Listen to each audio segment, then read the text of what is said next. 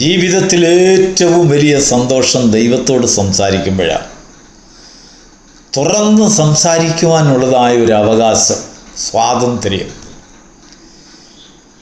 ഈ ലോകത്തിലുള്ളതായ ബന്ധക്കാരോട് നമ്മൾ സംസാരിച്ചാൽ, മാതാപിതാക്കളോട് സംസാരിച്ചാൽ, നമ്മുടെ തൊഴിലുടമകളോട് സംസാരിച്ചാൽ, ധനികനായ ഒരു വ്യക്തിയോട് സംസാരിച്ചാൽ, മന്ത്രിമാരോട് സംസാരിച്ചാൽ, കുഞ്ഞുങ്ങളോട് സംസാരിച്ചാൽ എന്ന് വേണ്ട, ലോകത്തിൽ ആശ്രയമെന്ന് നമ്മൾ കരുതുന്ന വലിയവരോട് ഇല്ലെങ്കിൽ കടപ്പെട്ടവരോട് നമ്മൾ സംസാരിച്ചാൽ നമ്മുടെ ഹൃദയത്തിൽ ഒടുവിൽ വന്ന് ദുഃഖമേ ഉണ്ടാകുകയുള്ളൂ. എന്തെങ്കിലും ഒരു വീഴ്ച സംസാരത്തിലുണ്ടാകും, ഒരു ഈശാപോശ അവിടെ ഉണ്ടാകും. എന്നാൽ ദൈവത്തോട് സംസാരിക്കുമ്പോൾ പൂർണ്ണ സമാധാനമാണ്. അതാണ് ഒരു ദൈവ പൈതൽ ദൈവത്തിൻ്റെ സന്നിധിയിൽ നിന്ന് അനുഭവിക്കുന്ന അവകാശം. എത്ര വലിയ സന്തോഷമാണെന്നറിയാമോ? നമ്മുടെ ആവശ്യങ്ങളും നമ്മുടെ സങ്കടങ്ങളും മുഴുവനും തുറന്നു പറയാൻ കഴിയുന്ന ഒരു വലിയൊരു ന്യായാധിപതി, നമ്മുടെ സങ്കടം കേട്ട് നമ്മളോട് മനസ്സലിയുന്ന ദൈവം, കണ്ണുനീർ കാണുമ്പോൾ നമ്മളോട് ഭയപ്പെടേണ്ട, ഉറച്ചു നിൽക്കാൻ ഞാൻ നിന്നെ സമാധാനിപ്പിക്കാം എന്ന് പറയുന്ന ഒരു ഇൻപശബ്ദം കേൾപ്പിക്കുന്ന ഒരേ ഒരു ഇടം ദൈവസന്നിധി മാത്രമേ ഉള്ളൂ. Price the Lord. പ്രാർത്ഥനയെക്കുറിച്ച് കർത്താവ് പറഞ്ഞപ്പോൾ യേശു പറഞ്ഞതാണ്, നീ പ്രാർത്ഥിക്കുമ്പോൾ നിന്റെ അറയിൽ കടന്ന് വാതിൽ അടയ്ക്കുക, മുഖത്തെണ്ണ പുരട്ടുക, മുഖം കഴുകുക, പ്രസന്നവദനായി പ്രസന്നവതിയായി അവൻ്റെ സന്നിധിയിൽ ഏകാന്തത പങ്കിട്ടും കൊണ്ട് അവനെ ധ്യാനിച്ച് അവൻ്റെ സന്നിധിയിൽ കണ്ണുനീരൊഴുക്കി നീ പ്രാർത്ഥിക്കുക. നിൻ്റെ പ്രാർത്ഥന കർത്താവ് കേൾക്കും. Praise the Lord.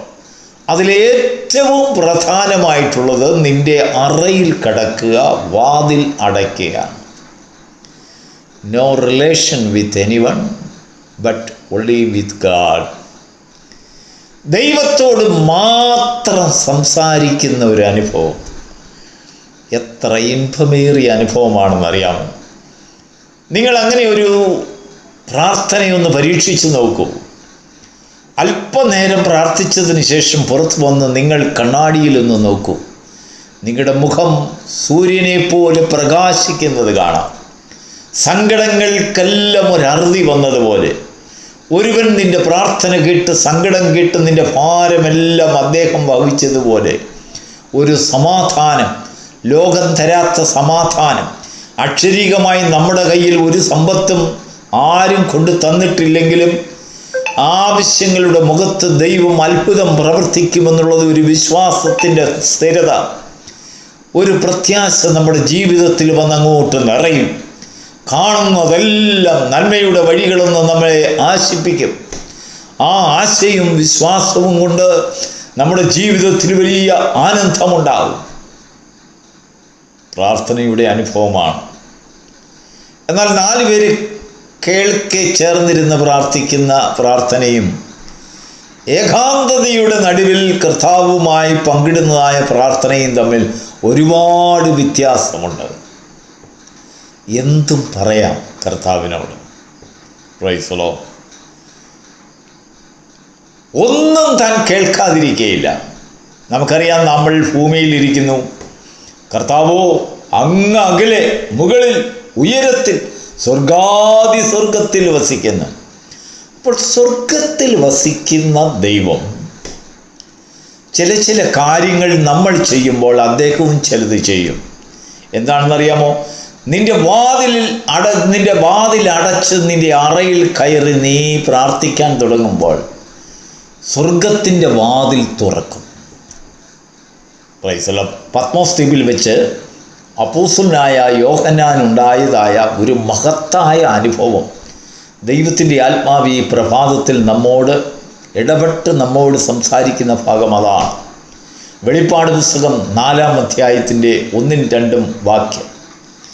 അവിടെ ഇങ്ങനെ രേഖപ്പെടുത്തിയിരിക്കുന്നു, അനന്തരം സ്വർഗത്തിൽ ഒരു വാതിൽ തുറന്നിരിക്കുന്നത് ഞാൻ കണ്ടു.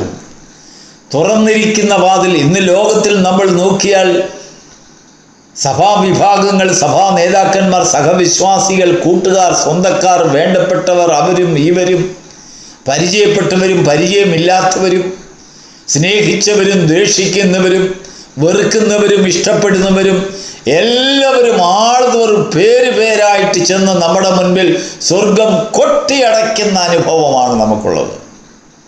ആരും നമുക്ക് വേണ്ടി സ്വർഗം തുറന്നു തരത്തില്ല. പക്ഷെങ്കിൽ ഏകാന്തതയുടെ നടുവിൽ കർത്താവിൻ്റെ മുഖത്തേക്ക് മാത്രം നോക്കി നിന്ന യോഹന്നാനോട് ദൈവം സംസാരിക്കുകയാണ്. സ്വർഗത്തെക്കുറിച്ച് അവനൊരു ദർശനം കൊടുത്തു. തുറന്നിരിക്കുന്ന വാതിൽ സ്വർഗത്തിലുണ്ട്. അതൊരു വലിയ അനുഭവമാണ്. യോഹന്നാൻ ഒരിക്കലും തുറന്നിരിക്കുന്ന വാതിലോടുകൂടി ഒരു സ്വർഗത്തെക്കുറിച്ച് തൻ്റെ ജീവിതത്തിൽ ഒരിക്കലും ചിന്തിച്ചിട്ടില്ല. ആദ്യമായിട്ട് അവിടെ നിന്നൊരു ശബ്ദമുണ്ടായി. എന്താണെന്ന് അറിയാമോ? ഇവിടെ കയറി വരിക. അപ്പോൾ നമ്മളൊരു കാര്യം ഒന്ന് ചിന്തിച്ചു നോക്കൂ. സ്വർഗത്തിൽ നിന്നുകൊണ്ട് ദൈവം വാതിൽ തുറന്നിട്ട് മനുഷ്യനോട് പറയുക, ഇവിടെ കയറി വരിക. പറന്നു വരാനല്ല പറഞ്ഞത്, ഏതെങ്കിലും ഒരു വാഹനത്തിൽ കയറി വരാനല്ല പറഞ്ഞത്, ഓടി വരാനല്ല പറഞ്ഞത്, കയറി വരിക. സാധിക്കുമോ? ഒരു മനുഷ്യ ജീവിതത്തിന് സാധിക്കുന്ന കാര്യമാണോ കയറി ചെല്ലാൻ? നമ്മളെല്ലാവരും സ്വർഗത്തിൽ പറന്നു പോകാനാണ് ആഗ്രഹിക്കുന്നത്. അപ്പോൾ പറക്കലിൽ കൂടുതൽ നമുക്ക് അതിനങ്ങേപ്പുറത്ത് വേറൊരു പ്രത്യാശയുമില്ല. നാം സ്വർഗത്തിലേക്ക് പറന്നു പോകും. പക്ഷേ യോഹന്നാനോട് ദൈവം പറഞ്ഞത് ഇവിടെ കയറി വരിക. അപ്പോൾ സ്വർഗത്തിൽ പോകണമെങ്കിൽ കയറി പോകണം. പറന്നു പോകാൻ കഴിയുകയില്ല. ഒരു വണ്ടിയിലും പോകാനൊക്കത്തില്ല, ഒരു കാറിലും ഫ്ലൈറ്റിലും കപ്പലിലും ഒരു കാര്യത്തിലും പറ്റില്ല. കയറി ചെല്ലുക തന്നെ വേണം. വളരെ കഠിനമായ ഒരു വഴിയാണ് യോഹന്നാൻ്റെ മുൻപിൽ ദൈവം കാണിച്ചത്. ഒരുപക്ഷെങ്കിൽ വായിക്കാൻ ഇൻപമാണെങ്കിലും യോഹന്നാൻ വളരെയധികം ദുഃഖിച്ചു കാണും. പത്മോസ് ദ്വീപിൻ്റെ കൊടുങ്കാട്ടിൽ ഏകനായ ഏകാന്തതയിൽ ദൈവശബ്ദം മാത്രം കേൾക്കുന്നതായ, മരീചികളുടെയും മൃഗങ്ങളുടെയും വന്യമൃഗങ്ങളുടെയും കാട്ടുജീവികളുടെയും കാട്ടുജന്തുക്കളുടെയും അലർച്ചയും കേട്ടുകൊണ്ട് ഏകാന്തതയുടെ നടുവിൽ തനിക്ക് കേൾക്കാനും തന്നെ സമാധാനപ്പെടുത്തുന്നതുമായ ഒരേ ഒരു ശബ്ദം ദൈവത്തിൻ്റെ ശബ്ദം മാത്രമാണ്. താൻ പ്രിയം വെച്ച കർത്താവിൻ്റെ ശബ്ദം, താൻ സ്നേഹിച്ച കർത്താവിൻ്റെ ശബ്ദം, തൻ്റെ സഹോദരനായ കർത്താവിൻ്റെ ശബ്ദം. പക്ഷെങ്കിൽ ആ കർത്താവ് തനിക്ക് വെളിപ്പെട്ടപ്പോൾ തനിക്കൊരിക്കലും പ്രതീക്ഷിക്കാനൊക്കാത്തതായ ഒരു വലിയ ഒരു അദൃശ്യമായ ഒരു വലിയ ഒരു തന്നെ ജീവിതത്തിൽ അതിശയിപ്പിക്കുന്നതായ ഒരു കാഴ്ചയാണ് കണ്ടത്. കർത്താവിനെ അങ്ങനെ ഒരു രൂപത്തിൽ യോഹന്നാൻ പ്രതീക്ഷിച്ചതേയില്ല. സ്വർഗത്തേക്ക് കയറിപ്പോയി എന്നുള്ളതിൽ കവിഞ്ഞ് തൻ്റെ രൂപം എങ്ങനെയാണ്, താൻ എവിടെയാണ് വസിക്കുന്നതെന്നൊന്നും യോഹന്നാന് മനസ്സിലായില്ല. എന്നാൽ കർത്താവുമായിട്ടുള്ളതായ ഒരു ബന്ധം അവിടെ വന്നപ്പോൾ യോഹന്നാനെ കോരിത്തരിപ്പിക്കുന്ന അനുഭവങ്ങൾ, എത്ര മാസങ്ങളോളം വിശന്നിരുന്നാലും ശരി ഒരു രീതിയിലും ക്ഷീണം വരാത്ത രീതിയിൽ ഒരു ദൈവത്തിൻ്റെ സാന്നിധ്യം യോഹന്നാനെ ഭരിച്ചു. പക്ഷെങ്കിൽ ആ ഭരിച്ചു എന്നൊക്കെ പറയുന്നതിന് അങ്ങേപ്പുറത്ത് തൻ്റെ ജീവിതത്തിൽ ദുഃഖകരമായ ഒരു ശബ്ദം സ്വർഗത്തിൽ നിന്നൊരാൾ വിളിക്കുകയാണ്, ഇവിടെ കയറി വരിക. നമ്മളെ കൊണ്ട് സാധിക്കുമോ സ്വർഗത്തിൽ കയറി ചെല്ലാൻ? എത്ര സ്റ്റെപ്പ് കയറണം? കോടാകോടി സ്റ്റെപ്പുകൾ കയറണം. തീർച്ചയായിട്ടും യോഹന്നാന് ദുഃഖമായി കാണും. ദൈവം പറയുകയാണ്, നീ ഇവിടെ കയറി വന്നാൽ മേലാൽ സംഭവിക്കാനുള്ളത് ഞാൻ നിനക്ക് കാണിച്ചു തരാം. അങ്ങനെ കയറി ചെന്നെങ്കിൽ മാത്രമേ കാണിച്ചു തരത്തുള്ളൂ. യെസ്, ദൈവം പറയുന്നു, വാതിൽ തുറന്നിരിക്കുന്നു, നിനക്ക് കയറി വരാമെങ്കിൽ കയറി വരിക. ഞാൻ നിനക്ക് ചിലതൊക്കെ നിൻ്റെ ജീവിതത്തിൽ കാണിച്ചു തരാം. എന്താണ് കാണിച്ചു തരുന്നത്?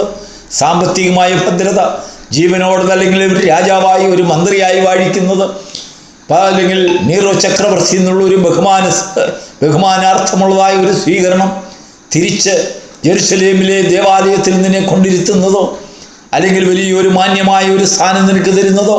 എന്താണ് ദൈവം മേലാൽ സംഭവിക്കാനുള്ളത് കാണിക്കുന്നത്? ഇല്ല, നിന്നോടുകൂടെ ദൈവം വസിക്കുന്നതായ ഒരു അനുഭവത്തെക്കുറിച്ച് ദൈവത്തിന് നിന്നോട് സംസാരിക്കുവാനുണ്ട്. ആ സംസാരം കേൾക്കുന്നതിന് അവന് കയറി ചെല്ലണം. അവൻ്റെ ഹൃദയത്തിന് വലിയൊരു ദുഃഖമായി കാണും. തീർച്ചയായിട്ടും യോഹന്നാനോട് ചോദിച്ചാൽ അവൻ തീർച്ചയായിട്ടും കരഞ്ഞു കാണും. സ്വർഗം തുറന്നിരിക്കുന്നത് കണ്ടു, അവിടെ വാതിൽ തുറന്നിരിക്കുന്നത് കണ്ടു, പക്ഷെങ്കിൽ ഞാൻ എങ്ങനെ കയറും? Price the Lord. എന്നാൽ യോഹന്നാന്റെ ആ അതിയായ ആഗ്രഹവും സ്വർഗത്തെക്കുറിച്ചുള്ളതായ ഒരു പ്രതീക്ഷയും തൻ്റെ ജീവിതത്തിൽ അത്യന്തം തന്നെ ദംശിച്ചതിനാൽ പെട്ടെന്ന് ആത്മാവ് തനിക്ക് തുണ നിൽക്കുകയാണ്. 2-ാം വാക്യത്തിൽ വായിക്കുന്നു, പെട്ടെന്ന് ഉടനെ ഞാൻ ആത്മവിവശനായി. Price the Lord. പ്രിയപ്പെട്ട ദൈവത്തിന്റെ മക്കളെ, നമ്മുടെ ജഡം ബലഹീനമാകുമ്പോൾ നമുക്ക് തുണ നിൽക്കുന്നത് ദൈവത്തിൻ്റെ പരിശുദ്ധാത്മാവാണ്. അസാധ്യമായ കാര്യങ്ങളിൽ നടകൊള്ളുവാൻ, കയറി ചെല്ലുവാൻ, സ്വർഗത്തിലേക്ക് കയറി ചെല്ലുവാൻ നിന്റെ ജഡശക്തി കൊണ്ട് നിനക്ക് സാധിക്കില്ല എന്ന് അറിയുന്ന ദൈവം പരിശുദ്ധാത്മാവിനെ നിനക്ക് ധാരാളമായി തന്നുകൊണ്ട് നീ ആത്മവിവശനായി, he got in spirit. Praise the Lord. ദൈവത്തിൻ്റെ ശക്തിയിൽ നിറയപ്പെടുമ്പോൾ ആ സ്വർഗത്തിലേക്ക് കയറി ചെല്ലുവാനുള്ളതായ ആത്മശക്തി നമ്മുടെ ശരീരത്തിന് കിട്ടുന്നു. ദൈവത്തിന് മഹത്വമുണ്ട്. എന്നാൽ ആ സ്വർഗത്തിൽ കയറിയതായ ഒരു മനുഷ്യൻ ഒരിക്കലും ഒരു അനുഭവം പറഞ്ഞു. ഒരുവൻ ക്രിസ്തുവിലുള്ള ഒരു മനുഷ്യനെ ഞാൻ അറിയുന്നു, ആ വ്യക്തി 3-ാം സ്വർഗത്തോളം എടുക്കപ്പെട്ടു. പക്ഷെങ്കിൽ അവൻ ശരീരത്തോടെയാണോ ശരീരം കൂടാതെയാണോ എന്ന് അറിയില്ല. കാരണം ഈ ശരീരത്തെ അങ്ങ് മറന്നു, അതിന് ഭാരമില്ലാതായി തീർന്നു, അവൻ ദൈവത്തിൻ്റെ ആത്മാവിലായി തീർന്നു. നമ്മുടെ ജഡം ബലഹീനമാകുമ്പോൾ അസാധ്യമായതിനെ സാധിപ്പിക്കുവാൻ ദൈവത്തിൻ്റെ പരിശുദ്ധാത്മാവ് നമുക്ക് കൂട്ടുനിൽക്കും.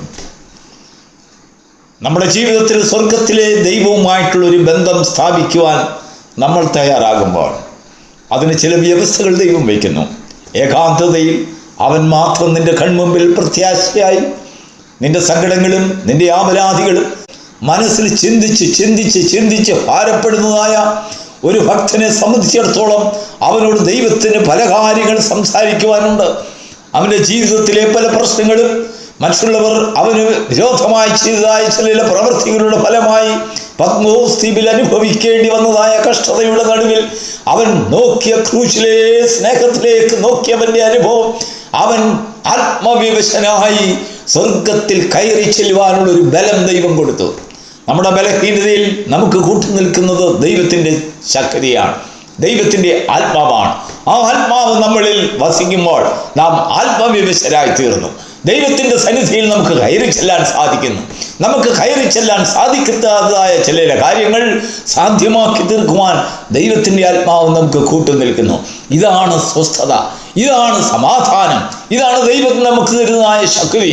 ദൈവസന്നിധിയിൽ നമുക്ക് ലഭിക്കുന്നതായ വിശ്രാമത്തിൻ്റെ അനുഭവം ഇതാണ്. പ്രിയരെ, ഈ പ്രഭാതത്തിൽ നിന്റെ സങ്കടവും പ്രയാസവും ദുഃഖവും നിന്റെ വേവലാദികളും ആവലാദികളും നിന്റെ സകല കണ്ണുനീരും ദൈവത്തിൻ്റെ സന്നിധിയിൽ അവൻ്റെ വാതിൽ സ്വർഗത്തിൻ്റെ വാതിൽ തുറന്നിരിക്കുന്നത് കാണുമ്പോൾ അതിനൊക്കെയും ഒരു പരിഹാരമായി ദൈവത്തിൻ്റെ ആത്മാവ് പറയാണ്, ഇവിടെ കയറി വരിക.